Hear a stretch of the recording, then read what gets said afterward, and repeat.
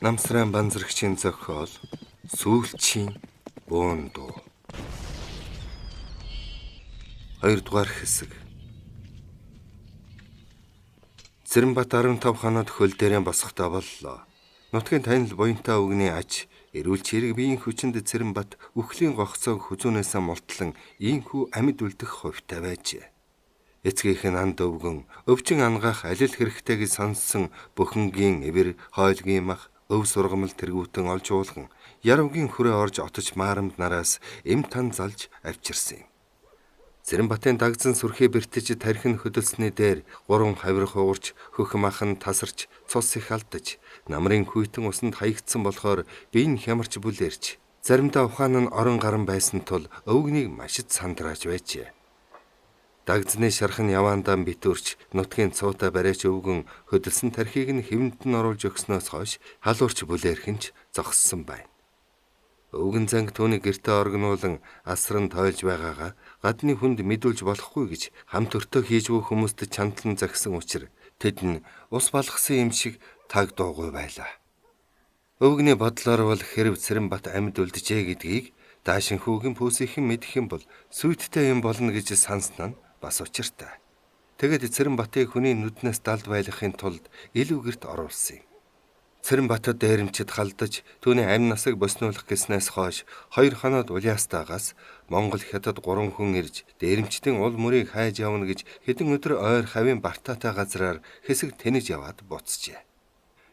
Тэдний ярихаар бол даашин хүүгийн пүүсний данжаадын дууд халдаж авч явсан мөнгийг нь тонон дээрэмдээд амь насныг нь бүрлэгсэн дээрэмчид бол яавч хол нутгаас ирсэн хормоо санаатан ажээ. Тэд бас Цэрэнбатын хүүрийг шуу нохоо идэж гүйцсэнийг үзлээ гэж ярихад өртөө зангийн хардаж сэрдэж байсан нь улмал лавширч Цэрэнбатыг гадны хүнд хэрхэвч үзүүлж болохгүй таг нуух юм байна гэж бодсон билээ. Өрх татаж нүүрэн дээр нь нарны гэрэл тусгад Цэрэнбат бүх нойрноос сэрэв. Тэр өнгөрсөн шөн шиг сайхан унтаж байсангүй.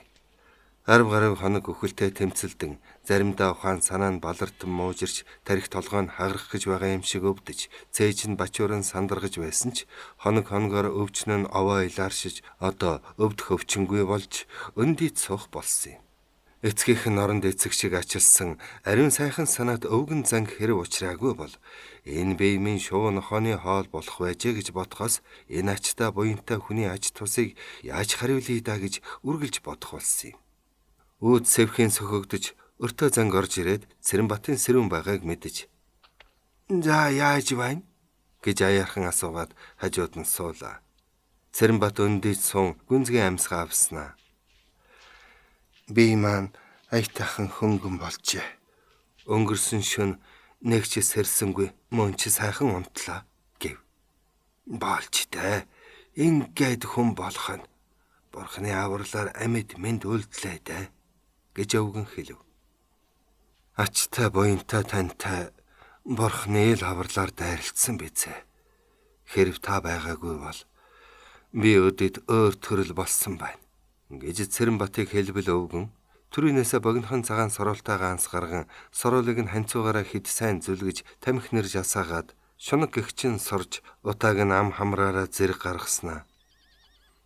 "Чэ муусан хар хят дууттай их сүлбэтэй байсны горн энд" гэхээр Цэрэнбатын бие зарс хийж гайхан харлаа. "Талигаач эцэг чинь хятад хүнд хязээч итгэж болохгүй. Тэд сайхан загнаж инээж байгаад хамаг мөнгийг нь суйлчхаад араас хутга шааж мэдэх улс гэж ярьдаг байсан юмсан. Эртний нэгэн сударт бачит хуурамчид дими сайхан үгээр өгөөлөх нь багт сандаан бус хэрэгэ бүтээлгхийн арга. Балмад шар шуу дэргэд ирэн инээх нь баярал сандаан бус муу ёр хийхийн бэлэг гэж хөдөөх нутгийн эрдэм бэлэг төгс өтгөс сургамжлан өгүүлсэн байдаг юм да. Цэрэнбатын ухаантай мэрэгэн үг сонсоод биеийнхэн хөндөрлөн өвдөхийг юм чинээд бодсонгүй шүд зүүн босож өвгний өмнө согдон сууж "Ухаантайх минь, молих би таны цэцэн мэрэгэн сургаалыг гүйцэд сайн ухаарсангүй. Та учир ёсыг сэнхрүүлэн айлтна уу?" Хэмээвээс өвгөн унтарсан тамхиа дахин асааж хэд сороод үнсийг нь гутлынхаа хоншоор дээр тогшин унгаж төрүүлчихэд хүү минь. Чи ухаан тэцгээсээ хойш хэмээс хэтэрсэн ховдог сэтгэл өвөрлөн ахархан цагийн жаргалд цэнгэлд толгой эргэж маань сорсон биш үү? Монгол сайхан нутгийнхаа машид ховор эрдэн болсон минж булга чон үнгийг хүртэл намнаж хомхой сэтгэл нь хизээч үл ханах даашин хүүгийн бүүсэнд цусардан өгч байсан. Тэр шунхаа данжаад чиний сувдаг сэтгэлийг эвтэйхэн уургалан авч их ол зомог олох бат гогцоог чиний хүзүүнд угалсан юм. Чи түүнийг ухаарсангүй. Данжаадыг өглөгийн эзэн буянтай хүн гэж ээлжиг нохоо мэд хижээн зүтгэж явсныг ахын дамын хүнээ сонсч явлаа. Тэр хятадтай хүж зул барьж ахтуу боллоо л гэсэн. Бас ан хийж хомхой хятадыг тэдэхийн хажуугаар данжаадын зараалаар хөдөөхөдгүй явж ядарч зүдэрсэн бэдэн мэтээс өр ширээг нь цуглуулах гэж улаан цам хөөцөлдөж явсан л дуулддаг. Борхын голын бодлог дэмчигээс өрнөхэд өгөх юм байхгүй болохоор нь ташуурцсан чиг их шиг. Өртөө нэмэр гэмтэж сүйдэлсэн чиг их шиг. Айлын авдар сав онгичж бурхан дахлыг нь хөндөр нураасан ч гэх шиг 9 шитэл эвгүй юм дуулдаж миний хэлэг эмтэрч байлаа. Чамааг нутаг усныхын чинь хар хятадын уяаны зуудаг нохой болжээ гэж сэм ярилцах болсон. Чамтай нэг уулзвал энэ тухай хэлэх юм сан гэж бодож байлаа. Чамайг тийм хачин зан арын шантай хэрцгээ дээрлэхүү болсон гэхэд итгэхийн аргагүй байсан. Чи эцгээсээ хойш л ингэж даруулахгүй болоо биз. Ядах таах чинь байсан бол яах ч байсан бэлээ. Ан агнах эрдмиг муу эцэг чинь зааж өгсөн шүү дээ. Гэхдээ чиний аав хэзээ ч совдаглаж байгаагүй. Ханга дэлхийн хайрлсан хишгээс ахиухан хөртвөл пологдож хоол болохгүй гэж үргэлж ярьдаг байсан. Чи түүнийг яагаад мартав? Эцгийн сургаалыг огоорч нутаг усныхаа ангийн сорыг сүйтгэж ол зашгийн хойноос үхэн хатан хөөцөлдөж явсан чинь эцсийн эцэст аминд нь хүрэх байж л дээ гэд чимээгүй болчихов. Цэрэнбат өвгний хэлснийг тунгаан бодож өнгөрсөн амьдралаа эргцүүлэн санаж хэсэг зур чимээгүй байснаа. Ах минь, тэр данжаад яагаад намайг хорлох болсон юм бол гэж асуулаа. Өвгөн эрвний хідэн сөрвгөр үсээ имрэн бодол болд сууснаа. Тэр чинь л тайлагдашгүй онцох шиг юм. Гэхдээ л чамайг хөнөөх бодолтой байсан нь гарцаагүй гэж би хардаж байгаа юм. Чамайг ирэхээс 2 хоногийн өмнө ховдоосны хятад маш яаруу санд руу өнгөрсөн. Түүний маргааш нь улаастайгаас бас нэг хятад ирж чамайг тосож яваа гэж ярьсан. Тэр шуушмаа ойр хавийн айлаар орно гэд 2 чудаа зүүн тийшээ явсан юм. Тэгэж явахдаа хэрв чамайг хүрээд ирвэл заавал ч үгүй хүлээл гэж байгаарэ гэж захиж байсан. Манай нэг улаач зүүн өртөөнд улаан нэхэд буцаж явхад тэр шуушмаа дайралтсан гин. Улаач минь түүнийг эзгүй газар юу хийж яваа юм болоо гэж баахан гайхаж далд газраас хараад байсан чинь хэцүү хясааны хад чулуун дотор ороод алга болсон гэж ярьсан. Үүнээс л ах нь баахан сэжиг төрж чамайг хоноод яв гэхээр тэр шуушмаа заавал явна гэд байхаар нь чамд сэрэмжтэй яваарэ гэж хэлснийг анзаарсан уу үгүй юу? Зам зуур ямар нэг юм болж магадгүй гэж санаад улаач хөөд бас загсан юм. Тэр улаачийн ярихаар бол хамт явсан шушмаа зам зуурaan үргэлжил эсгэрч яваад хэцүү хясааны бэлд очоод 3 дахин чан ханиасан гин. Тэгтэл хад чулуун дундаас 2 морьтой хүн гараад ирсэн гин. Тэр шушмаа хясаанд нууж бөгүүлж байгаад дохио өгснөөс зайлахгүй. Хад чулуун нурж морьтой хүний бараа харагдах үед чинэмэр учиргүй булгиж чамаа газар шидсэн гэсэн. Улаач хөө тус болох санаатай буух гэхэд өнөө хятад цол буурдаад зугтаасан байна. Холхон очоод харахад тэр хятад ташуургүй байсан гин. Тэр шуушмаа чиний морины цавинд ташуур хавчуулж болгуулсан хэрэг л дээ. Ингээд бодоход баян бөөснээ данжаад ах дүүгийн хорлох арга ухаана эртээс бодож боловсруулсан бололтоо гэлээ. Сонин юм. Би хүндгэр моо санаач яваагүй юмсан гэж Цэрэнбат гуниглан хэлбэл өвгөн занг хялам хийснэ. Хүмэн хүнэн олж нөхөрлөх нь чухал. Харилгийн улсыг Монгол ах дүүшгээ санаж тэдэнд итгэж найдаж болдгоо юм. Ёроос энэ хятад улс манай Монголыг олон үеийн турш эзлэн захирч Монгол үндэстнийг баллан мөхөө хор муу санаа өвөрлөж байсан юм. Манай Монгол хар хятадын болж хичнээн зовж зүдэрч улс гүрэн доройтон сүнхийн даваан дээр очоод байсныг чи сайн мэдэхгүй л дээ. 10 жилийн өмнө манай Монгол манжийн захиргаанаас салж тусгаар улс гэрэн байгуулсан. Гэлээгээд харц бид мөн л ноёд баятын баарлаг зарц хэвээр амьдран сууж аж төрөхөд нэм бэрх болж байна. Танаа мэргэн сайн буудадгийн хүчээр амзууж чамайг хүний зэрэгт хүргсэн. Бэ бол энэ төрийн эрхээр өртөө улаа залгуулж зовж зүдэн амзууж байна. Амзуулахгүй болсон олон ядуус улаастан зээлэр гараа тосон гуйлга түлэг хийж явааг чи бишгүй л үзээ биз. Баяд ноёд нэг хэсэг нь хагартлаан баяж жарган цангин барлаг бидэн өлөн хоосон зовж шаналж байх тавилантай биш бизээ. Амьд явбал алтан аягнаас ус уун гэж үг бий. Сайн цаг ирч ч юуны магад гэж хэлээд хангантал ившээлээ. Би үнэхээр тэнийг мунхаг амтан байснаа одоо л ухаарч байна. Яахан зөв бэ?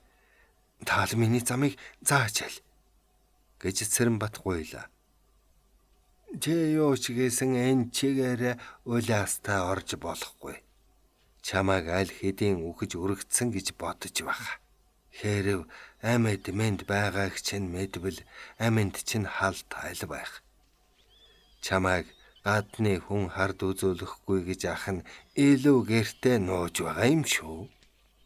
Амьд явбал аргатай. Биеэл тэнхрүүлж сайн болгохыг бод гэж өвгөн хэлээд зүүн гараараа газар тулан босоод гараад явчихв. Цэрэнбат өвгний хөлийн чимээг чагнан гайхаж тасран огтхонч хөдөлсөнгүй суулаа. Ах дүү шиг дотн болсон 78-аач өртөн дээр тосож уулзахад анхандаа гайхаж байсан ч улаастай хаваар зэвсэгтэй хүмүүс олширч дээрэмчид үзэгдэх болсон учраас данжаад ах намайг явуулсан гэхээр үнэмшиж байснаас санав. Тэр муу хятад хөөших хар дотортой амьтан байжээ. 3-4 жил түүнд юугаач нуулгүй ярьж ах дүү шиг болсон юмсан. Үргэлжил инээж сайхан загнаж байгаад аав им нь хэлсэн шиг араас хутга шаадаг хорт ирээ могоо байсныг даанч мэдсэнгүй. Намайг яагаад хөнөөх болов? Би тэдэнд ямар гэм хийсэн юм бол? Энд ч нэг л учир нь олдохгүй юм болж байна. Би пүүснийхэнд хэрэггүйгээр ч барахгүй хортой муу хүн болж хувирсан байх нь. Данжаад надтай нэг дор байж болохгүй юм болж дээ. Яагаад тэрв? Би пүүсийн л төлөө гэж нохой мэд зүтгэж Монгол ах дүүтэйгэн эвдрэлцэж явсан минь юутай их нүгэлв. Данжаадын төлөө гэж явсан чин үнэнч сэтгэлийг тэд аминд хүрч хариулах байжээ. Өвгөн ахын саяын ярихаас өмнөхөн хүртэл би ол зашиг хайсан дээрэмчид халтсан. Далай маань улаастай яаманд мэдүүлээд зэр зэмсэгтэй цэрэг цагдаа гаргаж дээрэмчдийг ирж хайж олно. Миний сураг игч гаргаж аваачна гэж бодож байсан шүү дээ. Мөн чих гордвоо. Энэ өвгөн занг яасан ухаантай мэргэн хүн бай. Миний нүдийг нээж өглөө дөө. Би ч яста буруу замаар будаа тайсан усан тэнэг ховдог совдгон дэнтсэн хүний адаг байсан байна. Одоо Монгол ах дүүгийнхээ нүрийг яаж харна? Намайг баян хятадын угаацсан цадсан уяаны нохой гэж хэлэх нь юу ч биш. Түүнээс муугар хэлж болно. Ухаантай буянтай энэ өвгөнтэй л сайн зөвшин ярилцаж байж түүний үгээр л явъя гэж бодно. Шөн дунд өнгөрч пүүснийхэн бүгд унтав бололтой хачин намгүн болчихов. Бүжин лам хөйтөн нулимсараа дэрээ норгон гүн бодолд автахав. Бадан ханзанд давхарлан дэвссэн зузаан гудас хэвсэн дээр хэвдэж байвч хатуу юм шиг санагдаж магнаг торгон гадартай булган хөнжил нэмгэн мэт жиндэн бийжих үрхэн. Чих ханхалсан бөхчмхэн энэ байшинд юм бүгтэн түүний айдас хүргэх хажээ. Харин хорын усанд тоос шорогоон угааж цэвэршин зөвхөн цэцгийн үнэрт салхина илбүүлэн агч атар талын замбаг ягаан цэцэг шиг эмзэгхэн агаад эрх янзах шиг дураараа дүүлж явсан танхил хонгор бүсгүй бөглөө чих дөрөөнд төгжигдээд 10-аад хонож байгаач. Бүжин ламын жил 18 нас хүрчээ. Өнгөрсөн намраас танилцсан Цэрэнбат хэмээх гол шиг хархууд сэтгэлтэй болж хорвоо ертөнцөд түүнээс сайхан ч хүнгүй мэт санагдаж хоног өнгөрөх бүрд түүнд улам улам янагшин хүний ертөнцийн жаргалыг эдлэнхэн байсан билээ. Хоёр залуу уулзан учрах бүр ирээдүйн сайхныг хүсэн мөрөөдөж аав ээжийн алтан өлмөдөс сөгдөж өршөөл сойрхлыг хүсэн ураг барилдаж ханилан сууж нэг насны жаргалыг эдлэнэ гэж Батнот хэлэлцэн тогтож өдрийн сайныг өнжин сарын сайныг саатан хүлээж байсан юм. Тэгтэл 3 сарын тэртээ нөхөр болох амраг хархүүн хуурайх данжаадынхаа зараалаар алс баруун хязгаар ховд руу гинт явхулсан нь ва бүсгүйг ганцран гунхын далайд хайсан бөлгөө. Гэсэн ч хол явсан амаргаа буцаж ирэх өдрийг тоолон хүлээж уулзан учрахын түмэн сайхан хүсэлд автан суутал цэлмэг тэнгэрт аимшигын хар үл гинэт хуралдаж гал цахилгаан гялбан цахилж аянга нэргэх мэт бөн харга дайрчээ. Цэрэнбатыг явснаас хойш даан удалгүй даашин хүүгийн пүүсний их данжаад ирээдүйн хар хүнийх нь хүж зул барьсан ах нь их бэлэгтээ ирж шөн орой болтол найр наадан болжээ. Түүнээс хойш данжаад гэрт нь байн үзэгдэх болж аав ээжийнх нь хамт пүүстэн аваачин амтд хоол алим жимс арх дарсаар дайлж хуур хөгжим үүсгэн орой бүр шахам наргин цэнгэж байлаа. Гэнэн хонгор бүсгүй эхэндээ онц юмч сансангүй. Цэрэнбатын ах энэ данжаад яасан сайн хүн бэ? Миний нөхөр хорвоод ховорхон сайн хүн түшижтэй гэж баярлан бодож байжээ. Аав нь өдрөнжилгүй пүүсэр гүйдэлтэй болж асар үнэтэй торг дурдан алт мөнгө шүрс ховд авчран охиндоо сайхан дайл толгойн боолт төхөөрөх болсонд сайх бүсгүй ичих баярлах хослон Цэрэнбат бит хоёрын хуримд бэлдэж байна гэж ихэд баярлан түүнийгээ бошуухан ирээсэ гэж хүсэмжлэн бурханд залбирч байлаа. Тэгтэл хөөрхий бүсгүй хойв заяа шал ондоогоор эргэж зовлонгийн далайд өрөвдөлгүй хайсан юм. Зуны дунд сарын хуучтын тогтун сайхан тэр нэгэн үдшийг бүжин лам хизээчвэл мартнан билээ. Тэр үдэш хэдийгээр тун сайхан байсан ч харгаа дуудснараа бүжин ламын амьдралд хар сүудэр тусгсан зовлонгийн үүсвэрийн үүднээсэн үдэш байжээ. Найр хурим болох нь илт болж аав ээж нь хизээл тэр тухай дуулгах бол гэхээс ичж зовон тэгсэн мөртөө бушуухан хэлээсэ гэж тэднийхээ амийг харж байв. Тэр үдэш аав нь баахан халамцуу ирээд бүжин ламын хажууд сууж мэдгэтгэхэр санаа алдахаар нь одоо л хэлхэн гэхээс түүний зүрх хүчтэй зохилон амьсгаан дээр болж ирлээ.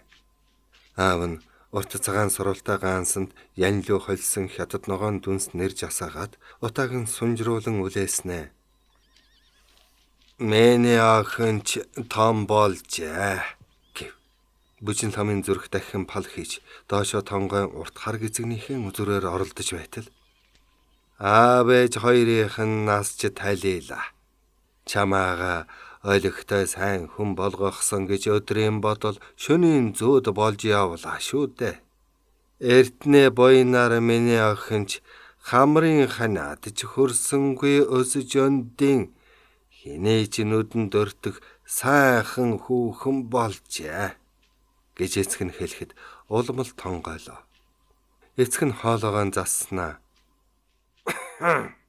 Ганц охин буянтай сайн хүн төшөөлөх сайн гэж бид хоёр бурханд залбирэн хүлээж байсан. Миний охины гуйсан хүн олон бий. Гэсэн ч бид хоёр хүргэн болох хүнээ тал талаас нь шинжиж өдий хүрсэн. Бэргүйсэн тэр олон хүний дотор санаанд таарах нэгч хүн байгаагүй юм. Гэхээр бүжин ламын зүрх зогсох шиг болсноо хавиргаан дэлбэлэх төхөн хүчтэй дэлсэж. Юу гинэ? Нэгэн чи санаанд таарсангүй гинүү? Цэрэнбат минь гэж бодож амжтал. Гэлээч чи гадарлаж байгаа байх. Даашин хүүгийн пүүсний их данжаада гэж эцэг нь үгэн тасалхад бүжин лам ихэд баярлан Данжаадын дүү Цэрэнбат л миний санаанд ганц таарч байна гэж хэлэх байх хэмээн баярлаж толгоогоо дээш болгон харвал эцгийнхэн царай нилээд баргар сүртэй харагдахаар далдрын дахин тонгоожээ. Тэр Данжаад миний охиныг бодоход насаар хамаагүй ах. Гэсэн ч насны зөрөө юу ч биш. Буян заяал мэддэг юм. Тэр их буянтай сайн хүн. Миний охиныг тэр хүн гуйж байна гэдэг чинь яста бурхны аврал бизээ. Тэр хүн чамайг лусын дагин шиг элбэг дэлбэг байлгаж нэг насаар жаргуулна. Эцгийнх нь хэлж байгаа үг холдож бүжин лам учрыг олсонгүй дүрлийн харж. Аава та юу хэлвэ? Би буруу хараагүй байгаа гэж eerэн хэлбэл эцэг нь түүний өтгөн хар үсийг илж. Миний охин ухаантай сэргэлэн хаанаас буруу ухаарах. Тэр Данжаад настай чигээсэн намбутай буян заяатай бурхан хүн гэхээр бүжин ламын зүрх пал хийж дотор мохоо өргөн ухаан санаанд балартав. Аав минь намайг арай тэр хөгшин лууханы ихнэр болгох гээд байгаа юм биш үз гэсэн тунч аимшигтай юм бодогдсон. Арай үгүй үзээ. Тэр лууханы гэд янгинтэл ойлов. Их нь ухсхийн бос чирээд тэврэн авч толгойг нь чэйжэндээ нааж. Миний охин битгий бохимдод сандар. Боён баян хоёр гэдэг энэ ертөнцид мөнх. Энэ би залуунаас сайхан зүс гэдэг чинь цөм зэрэглээ шиг хуурамч байдаг юм. Бүсгүй хүний хувь зохиол заавалчгүй эр нөхөрт очдөг юм. Нөхөр болох хүнийг эцэгийнхэн сонгож оноож өгдөг элэнц хуланц эцэг өвгдийн ариун ёсыг хэн ч эвдэж зөрчиж болдгүй юм гэж өглөн дуулав. Бүжин ламын уур хилэн гинэт бадарч босон харьяаснаа. Би өгсөн ч тэр хөгшин лууханы ихнэр болохгүй. Та хоёр намайг төрсөн өрөө гэсэн нинжин сэтгэл байдаг юм бол тэр тухай битгий яриарай. Үрээ гэж бодолгүй үнсэнд хаягдсан шалж шиг санаж байгаа бол намайг харж хамгаалах хүн биш шүү гэж хэлбэл эцэг нь мөн босон харайж урт гизгнээс нь шүүрэн авчид угтчин. Йоо гэнэ мо өлөгчин төрүүлсэн эцэг эхийнхэн өдөөс гөлөг шиг цор гэх нү гэснэ хорсдол нь алгадахад бүжин ламын хилэн улан бадарч эцгийнхээ гараас шүүрэн авч муухай хашгирав. Эцгийнхнүүд улаанаар эргэлдэн улангасан бухын нүд шиг сүртэй болж амнаас нь цагаан хөөс сахарч учир дүрсгүй уйхлан амсгаадаж гарын салган нь чичрэхээр аргагүй айд сүрдэн гэдрэгэн ухравал эцэг нь түүний айж байгааг мэдсэн бололтой улам давшлан. Чи тэр харж хамгаалах хүнэн аваа тэр чинь хэм нөмо алаач Цэрэнбат. Эм гойлгоч нүгэлд хар гөрөөч баян банзрын угаат сэгч 7% юм шо. Орхорон оож хайггүй тийм бузар амтантай нөгцсөн нүгэл нүдээр чин гарандан гайгүй. Эцэг эхийн үгийг дагахгүй ийм үртэй байснаас үхсэмэн дээр. Одоохон хойд хадан хясанаас нэсэж үхэх мэн гэж хашгираад гүн гарав.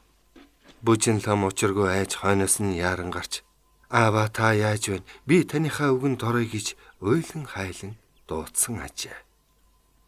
Тэр аимшигт өдрөөс хойш бүжин ламын хамгал хүсэл мөрөөдөл сайн сайхан бүхэн нь аянганд орвонгоороо бут нэргүүлсэн мэт болж энэ хорвоод сайхан ч юмгүй хайрлан үзэх зүйлч үгүй мэт санагдан бүх юм хар бараа харагдах болжээ. Эцэг эхийн өдөөс ширүүн үг хэлээд ч нэмэргүй өөл жумжин өлмидэн сөгдөн гуйгаадч тусыг ис олов. Эцэг эхэн энэ ба хойд насны жаргал зовлон нүгэл буян хүний амьдралын сайн муугийн тухай түмэн эрхт сургаал буулгаж Яравгийн хүрээний гүрэмчлам гүрэм уншиж элдв хөнөөл зэтгэрээс урдчлан зайлуулж санаа сэтгэлийг нь ариутхан цэвэршүүлсэн билээ. Гэлээч зовлон дунсан хөөрхий бүсгүйн гуниг уйтгар сэргэж арилсангүй өдөр өнгөрөх бүр улам нэмэгдсээр байжээ. Энэ гай зовлонгоос аврах ганц хүн Цэрэнбат нь ажиг сурагч байсангүй. Эцэг эхэн Цэрэнбатыг буян заяагаас эксэрсэн нүгэлт хар гөрөөчин гэж муулж миний охины нүдэнд тэр гөрөөчин хүү альбин чөтгөрийн шидээр хуурч сайхан хүн болж харагдаж байгаагаас биш түүн шиг муу муухай хүн байхгүй гэж ятгана. Бүжин лам дуушуугүй хачин дүнсгэр амтан болжээ. Нэг өдөр гэрийн сүүдэрт сууж байтал муу хэмээн сэтгэл санаагаар унаж зүйлэг болчих вэдэ.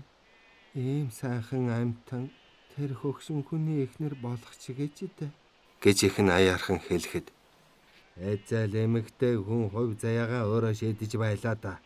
Юм бүхэн бурхны тааллаар болдгийг. Төрсөн өдрийн төр гарсан өдрийн гаргал мэддэг юм. Тэр данжаатыг охины минь заяаны хань гэж багш маань хайлдсан шүү дээ. Жээж гисэн урд нь надтай нийлэгтэй уйлж хайлаад л сүйд болж байсан. Анхны шөн энгэр зөрүүлээд л номхороод өгсөн биз дээ. Гэж эцэг нь наг инээхэд бүжин ламын бие зарс хийж нуруур нь хүйт дагаад явчихв. Би тэр хөгшин хятадын өвөрт ороод ээжиг номхон амтан болж түүний гарын аяар байж хүслийг нь хангаж байх гэж үү гэхээс үхсэн нь хавьгүй дээр санагджээ. Тэгээд үхий гэтэл яаж үхэх арга ухаанаа олсонгүй. Хорин болох өдөр судраа Яравгийн хүрээний хамбал амаас асууж намрын ихэнх сарын шиний 8-нд талтаа сайн гэсэн тул хоёр тал хуримд бэлдээд хөл хөөрцөг болов. Бүжин лам хуримыг аль болохоор хойшлуулахыг хүсэж байсан ажээ. Тэгтэл хурим эхлэхийн урд өдөр гинэт халууран хэвтжээ. Ийн өвдөх нь түүний хүслээрч болсонгүй. Харин Цэрэнбатын багын танил сайн нөхөр Дамчаа тийм арга зам зааж өгчээ. Дамчаа бол Улаастай хотын баячуулын нэгний хүү бөгөөд авхаалчтай сэргэлэн овжин хүү юм. Бүжин лам түүнтэй уулзаж хамаг зовлонгоо ярьж ядахтаа Цэрэнбатыг эртэл хурим хойшлуулах арга чарга байхгүй байхтаа гэж хэлжээ. Дамчаа эмч Дайвт нартай сэм уулзаж бийд хоргууч гэсэн нэлээд удаан тэнхээ тамир муудан халуурах юм олж өгчээ. Бүжин лам тэр эмийг уучхаад шинэ ухаан алдан дэмэрж учиргүй бүлээрэн эцэг эхээ сүрхий сандрахжээ.